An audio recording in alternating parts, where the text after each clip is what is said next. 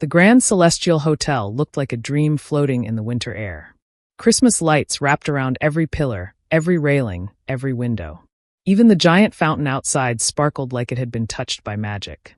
Guests stepped out of shiny cars, BMWs, Audis, Teslas, dressed in expensive coats that probably cost more than my whole month's salary back when my family still believed I had no real future.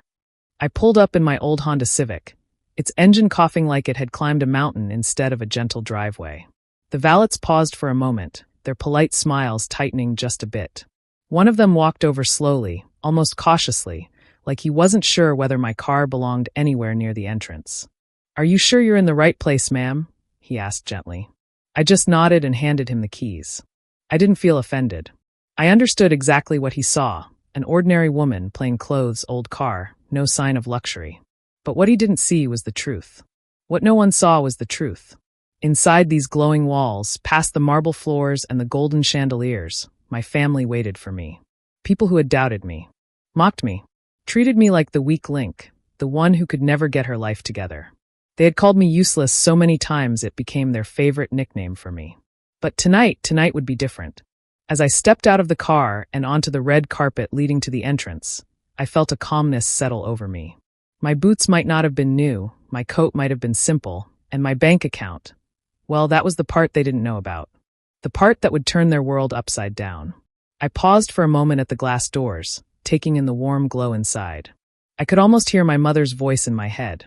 "Sierra, you need to aim higher. You need to be more like your brothers. You're wasting your life." I smiled to myself. Because the truth was, the entire hotel they were so amazed by, the hotel they believed only the rich and powerful belonged in, they were standing in my empire without even knowing it. When the doors opened and that familiar blast of scented heat wrapped around me, I walked in with quiet confidence. Not pride, not arrogance, just peace. My family was waiting under the giant 20-foot Christmas tree, dressed to impress, ready to judge me the moment I stepped close enough. They had no idea that the useless daughter they loved to belittle had built something greater than any of them ever imagined. I was finally ready to show them the truth. Stick with me through this story. And if it moves you, don't forget to support our channel by hitting the subscribe button, leaving a like, and sharing it with the people you care about. The moment I stepped into the lobby, the warmth from the Christmas lights and decorations wrapped around me. But it didn't take long for that feeling to fade. I barely had time to take a breath before my family rushed toward me. They looked polished and perfect, like a picture made for a holiday magazine. My mother reached me first. She didn't hug me, just leaned in for a quick air kiss near my cheek, careful not to smudge her makeup. "We're so glad you could make it, Sierra," she said, her voice sweet on the surface but sharp underneath. Before I could reply, she added, "We honestly thought you'd feel more comfortable at that small motel you usually stay in." She said it like she believed she was being helpful, but the message was clear. She didn't think I belonged here. Brock stood beside her, dressed in a suit that probably cost more than my car. He gave me a long look, the kind people give when they are already judging you before you speak. Then he laughed loudly enough for everyone around to hear. "This hotel is for people who've actually achieved something," he said. "But hey, at least you tried to show up." His words hit with the same sting they always carried, but I kept my face calm. Jenna stayed close to Brock, holding his arm.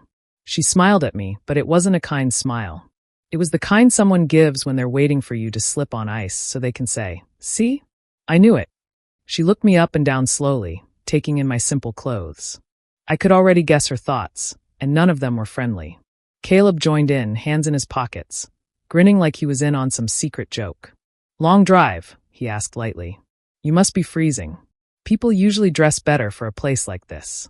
He said it casually, but the point was the same. They all believed I didn't fit the image of the guests around us. Their words weren't loud, but they carried enough weight to make anyone feel small. They acted as though they were the successful ones, and I was the outsider tagging along. They didn't ask how I was doing or how life had been. Instead, they focused on my clothes, my car, and the idea they had already accepted, that I was beneath them. I stood quietly, letting them talk, watching the way they carried themselves with pride they believed they had earned. They thought I should be grateful just to be invited, grateful to stand beside them in a place they felt only the important people deserved. But I didn't argue or defend myself. I didn't need to. I knew something they didn't. Something that would change the way they looked at me forever.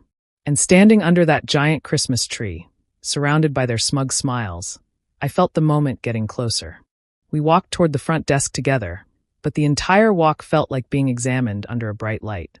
Their eyes moved over me again and again, searching for something to pick apart. It didn't take long before the comments started. They didn't speak softly either. They spoke in the kind of voices meant to show they were right and I was wrong. They stared at what I was wearing like it was some kind of mistake. It was just a warm sweater I had put on because of the cold, but to them it became something to judge. Caleb shook his head with a disappointed sigh, the kind someone gives when they think you've already failed. He didn't even try to hide it. Their words came one after another, each one sharper than the last, each one meant to remind me of where they believed I stood in life. They moved on from my clothes to my work. They spoke as if they were experts on my life, like they had all the answers and I had none. Every sentence sounded like they were trying to teach me who I should have been instead of accepting who I was. They didn't ask me anything real or try to understand. They simply spoke over me, certain I had chosen the wrong path. I stayed quiet, not because I agreed, but because responding would only give them more room to push. They never wanted a real conversation. They wanted confirmation that they were superior. And nothing pleased them more than believing I was still standing at the bottom. As we reached the counter, they talked excitedly about their plans for the evening. They shared the details loudly, proud of the arrangements already made. They described the setting they expected, the decorations, the meal, the impression it would leave on everyone who attended. Their confidence filled the space around us, leaving no room for my voice. Then they turned back to me, reminding me that the event was happening soon and expecting me to adjust myself to match their standards. The way they looked at me made it clear they didn't believe I could step foot in that kind of space looking the way I did. They spoke as though they were saving me from humiliation, when in reality, they were only adding to theirs. I nodded calmly, letting their instructions settle in the air. I didn't give them explanations or excuses. I didn't try to defend what I wore or how I lived. I simply let their words float between us without letting them land on me. They thought they were guiding me. They thought they were helping me avoid embarrassment. But all they were doing was showing how little they truly understood. I didn't need new clothes or their approval to stand in that hotel. My life was not the story they believed it to be. And soon, the truth would begin to break through their perfect little picture. I stepped up to the counter, trying to stay calm even though my family stood close enough behind me to breathe down my neck. Isabel, the clerk, offered a polite smile as I told her my name. She began typing, her fingers quick and confident, like someone familiar with every detail of the hotel's system. Then her expression changed. It wasn't shock, just a small lift of her eyebrows and a new warmth in her smile, the kind reserved for important guests. She straightened her posture and spoke to me with a surprising level of respect. Her voice softened as she confirmed my reservation, and for a moment, it felt like the entire lobby leaned in to listen. The words she said next cut through the noise around us. She spoke them with ease, as if they were completely normal, but to everyone standing behind me, they landed like a thunderclap. Even without turning around, I could feel the confusion rising. The air seemed to tighten, and for a second, no one moved. I heard a small gasp behind me, sharp and quick. It was followed by a longer silence, the kind that comes when people struggle to understand something that doesn't match the picture they created in their heads. Jenna's voice finally broke through that silence, high and thin, as if she was afraid the words would turn to dust before they reached the air. The numbers she said were familiar to me, but shocking to the rest of them. I could practically feel the disbelief spreading as they tried to make sense of what they had just heard. There was a faint tremble in her voice, and it wasn't from excitement. It was from fear of what it might mean. My mother reacted next, her voice louder and sharper. She didn't bother to hide her anger or confusion. The suspicion in her tone made it clear she believed something was terribly wrong. To her, it wasn't just surprising, it was impossible. Her mind leapt to the worst explanation she could imagine, as if there was no other way this situation could make sense. People nearby turned their heads, curious about the commotion. I stayed still, letting the moment unfold. The clerk didn't seem bothered by their reactions. She simply waited for my response, treating me exactly the same as she had before. Her calmness only made my family more unsettled. I could feel their questions burning behind me, demanding answers I wasn't ready to give. Their shock hung in the air like heavy fog, thick and impossible to ignore. They wanted explanations, they wanted control, and most of all, they wanted the world to make sense again. But it didn't, not anymore. Everything they thought they knew about me had been shaken by a single sentence spoken politely across a marble counter. And this was only the beginning of what they were about to learn. The moment those words reached my family, everything around us shifted. The lobby, once filled with soft music and quiet conversations, suddenly felt tense. I didn't even have time to breathe before Brock stepped forward. His face turned red, not from embarrassment, but from pure anger. He didn't lower his voice or try to hide what he felt. Instead, he let it burst out of him with all the force he could gather.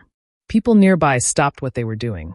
Some paused mid-step, some turned their heads, and others pretended not to stare while clearly listening.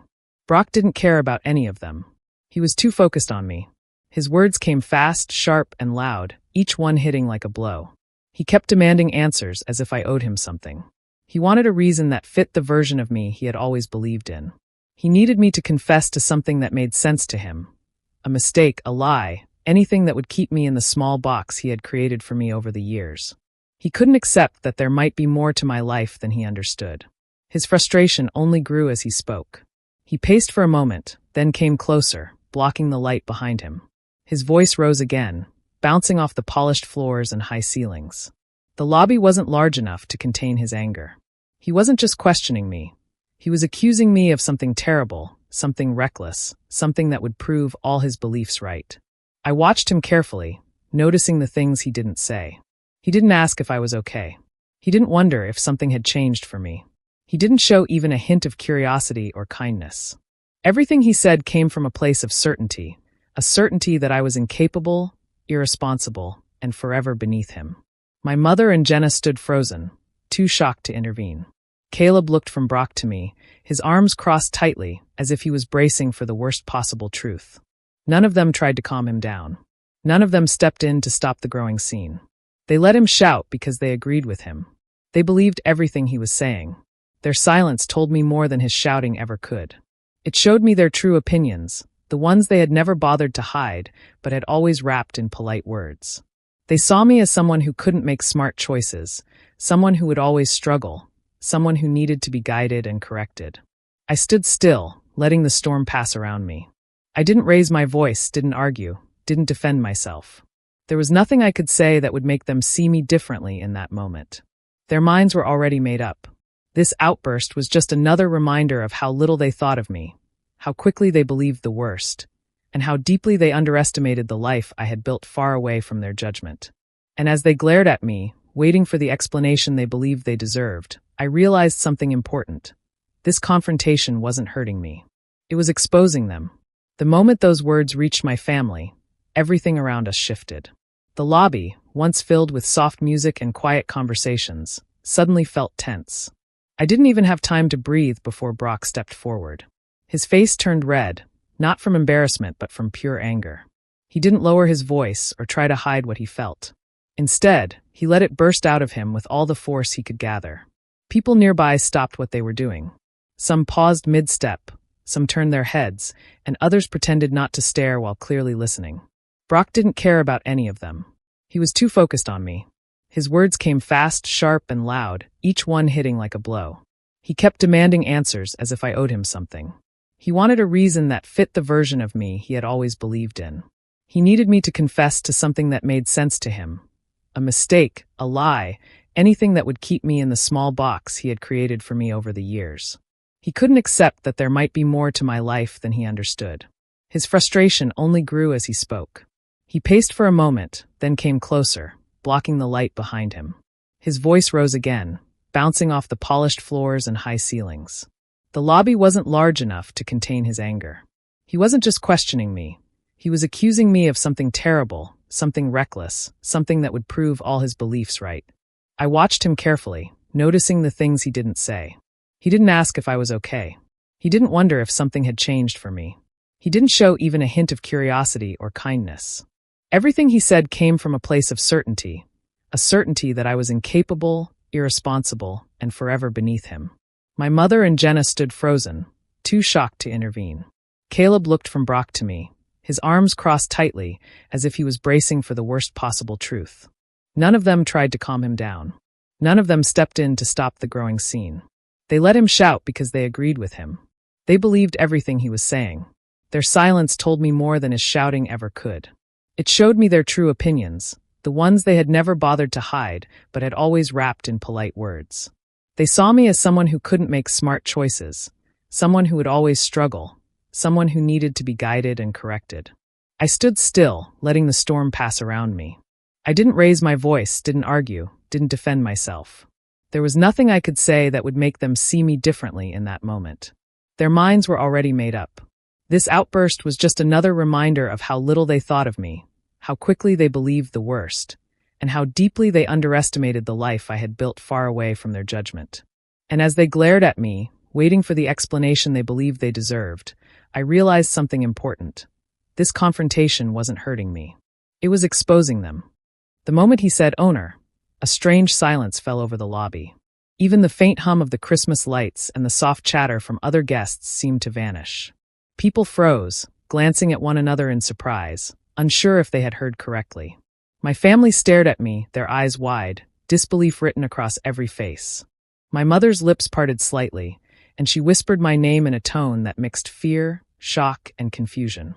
Her hands trembled just a little as she pressed them together, as if trying to steady herself. Brock's jaw tightened, and he looked like he was trying to force his brain to understand what his ears had just heard. Jenna's usual confidence faltered, and even Caleb blinked rapidly, trying to process the information that contradicted everything they had assumed about me. Mr. Finch didn't pause. He spoke with clarity and calmness, explaining in a way that left no room for argument. He described the full extent of my ownership, the empire I had quietly built while they assumed I was struggling. He mentioned the other properties in development, the hard work, and the success of the startup that had made it all possible. Each word seemed to weigh heavier than the last, pressing the truth into the room with undeniable force. He glanced around at their faces, watching their reactions carefully. Their expressions shifted from confusion to a mix of shock and silent guilt. For the first time, the truth of my achievements wasn't just mine. It was visible to everyone, including the people who had doubted me the most. Then he spoke of the ballroom. He explained that the very space they had thought they had reserved through Brock's success was actually approved personally by me, at my discretion. His words revealed not just the scale of my power, but also the quiet generosity I had extended without them ever knowing. They were sitting in a world I controlled, and yet they had believed they were the ones in charge. Every second stretched longer as they realized what had happened. Their assumptions, their teasing, their condescending smiles, all of it suddenly seemed small and insignificant compared to the truth that had just been revealed. The power dynamic had shifted completely. I could feel their uncertainty, their attempts to understand how they had misjudged me for so long. It was as if the room had been flipped upside down, leaving them scrambling for footing. I didn't need to say a word. The silence, the astonished faces, and the weight of Mr. Finch's announcement spoke volumes. In that moment, I realized the long wait, the quiet patience, and the years of being underestimated had all led to this. They finally saw the reality of who I was, not the version they had mocked, but the one who had quietly built a life far beyond their expectations. And just like that, the illusion of their superiority shattered. I finally spoke, letting the truth flow in a steady, calm voice.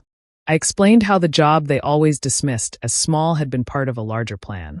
While they believed I was struggling, I had been creating a platform that changed the way hotels were managed, a system that eventually became the backbone of my growing empire. I described the years of work, the long nights, and the quiet moments when I focused on building something lasting. Each word revealed a part of my life they had never tried to understand, a life they assumed didn't exist. The software I had developed wasn't just a tool.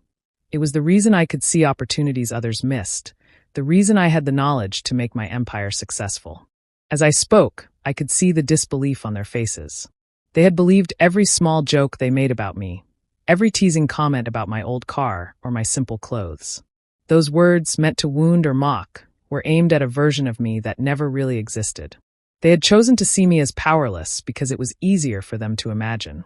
I pointed out Brock's business quietly, without anger. I told them it wasn't as secure as they thought.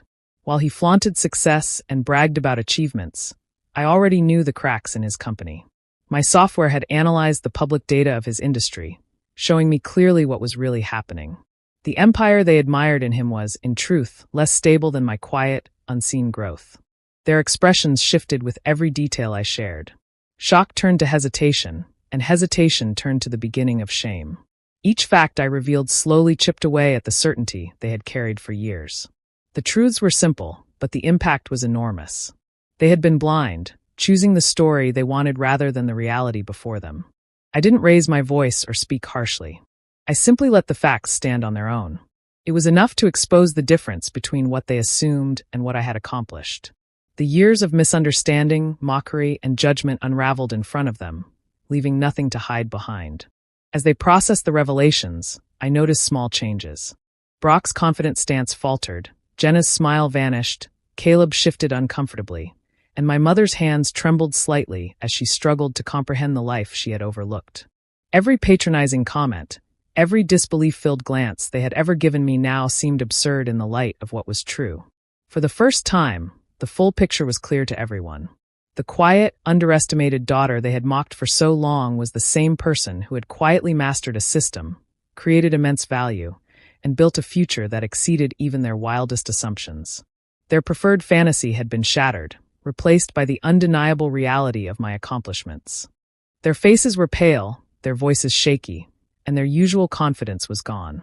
My mother's hands flew to her face as she tried to hide the shock. Brock looked like he wanted to argue, but the words wouldn't come.